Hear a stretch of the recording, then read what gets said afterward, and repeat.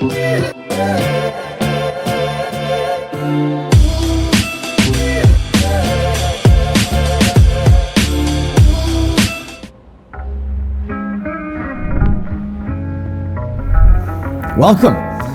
to 16 Markle Crescent. We're in Ancaster today. This is a one-year-old condominium building up near the corners of Shaver and Garner Roads, so really awesome location close to the highway.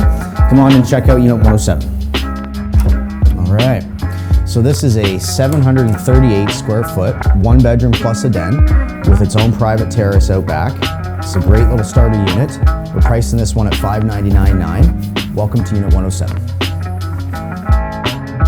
So coming into the kitchen area here, we have a really nice modern finished kitchen, all stainless steel appliances, quartz countertops, ceramic backsplash, and a breakfast bar with seating for 3. So in the hallway here, we have a nicely done 4-piece bath with a full soaker tub.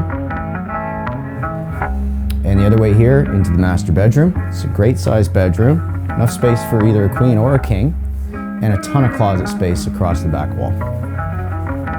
And then coming the other way through the living space here, you have a nice little den, perfect for the home office.